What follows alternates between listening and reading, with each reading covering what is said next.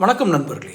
Menopause period, menopause காலம் என்பது ஒரு பெண்ணுக்கு 40களுடைய மத்தியில் ஆரம்பிப்பதாக மருத்துவர்கள் சொல்கிறாங்க. பெரி மெனோபாஸ் அண்ட் மெனோபாஸ். பெரி மெனோபாஸ்னால் என்ன?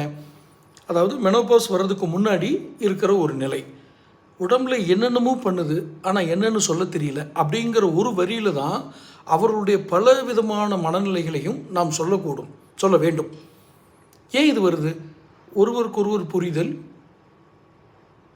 ஒருவருக்கொருவர் விட்டு கொடுத்தல், அன்பு செலுத்துதல், அக்கறையோடு நடந்து கொள்ளுதல் என்று பல வழிகளில் தங்கள் கணவன் மனைவிக்கிடையே அந்த அன்பு பரிமாற்றங்கள் நடந்து அதில் ஒரு கூடுதல் சுவையாக தாம்பத்தியம் இருக்கும்.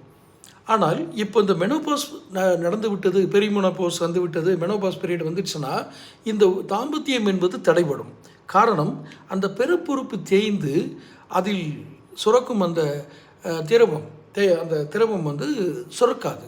அப்போது இந்த நிலை வரும் பொழுது இதை உணர்கிற அந்த பெண், நமக்கு பெண்மை போய்விட்டதோ, நாம் அவ்வளவுதானா, இனிமேல் வந்து கருத்தரிக்க முடியாது, நாம் உடல் உறவில் அதிகம் ஈடுபட முடியாது. காரணம், தாம்பத்தியம் செய்யும் பொழுது ஏற்படுகிற வலி. இது மெனோபாஸ் வந்தவங்களுக்கு அந்த வலி இருக்குன்னு மருத்துவர்கள் சொல்கிறாங்க.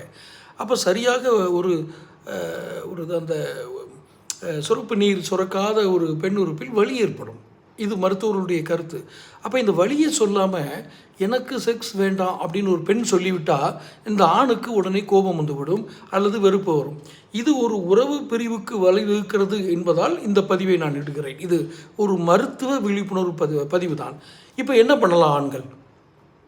ஆண்கள் என்ன செய்யலாம்? இதுக்கு நீங்கள் மருத்துவர்களுடைய அறிவுரை, சுய இன்பம் செய்து கொள்ளுங்கள் அல்லது பாலியல் இச்சைகளை தூண்டக்கூடிய படங்களை பார்க்காமல் தவிர்த்து விடுங்கள், நண்பர்களுடன் உரையாடுங்கள், வெளியூர் அதாவது சுற்றுலா பயணங்களை மேற்கொள்ளுங்கள். இதெல்லாம் உங்களுக்கு மனதிற்குள்ளும் உங்களுடைய எண்ணத்திற்குள்ளும் சில மாற்றங்களை செய்யும். அப்போது இந்த தாம்பத்தியம் உடல் செக்ஸில் நாடுற அந்த மனம் சற்று விலகி போகும். அது அந்த பெண்ணுக்கு ஒரு ஆறுதலை தரும் என்பது தான் மருத்துவர்களுடைய ஆலோசனை.